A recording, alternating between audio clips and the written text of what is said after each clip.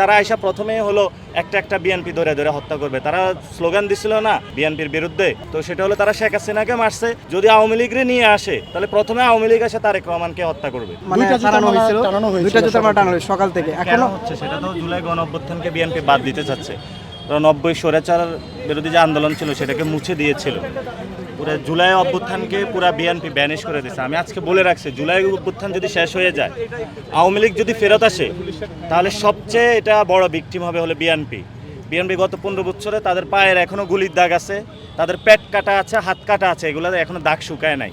এটার উপরে দাঁড়িয়ে যদি বিএনপির যারা তৃণমূলের নেতাকর্মী আছে তাদের সাথে গাদ্দারি করে যদি আবার তারা নিয়ে আসতে চায় আওয়ামী লীগকে, এটা বাংলাদেশে তাদের জন্যই বুমেরাং হবে। এবং তারা আইসা প্রথমে হলো একটা বিএনপি ধরে ধরে হত্যা করবে। তারা স্লোগান দিছিল না বিএনপির বিরুদ্ধে, তো সেটা হলো তারা শেখ হাসিনাকে মারছে।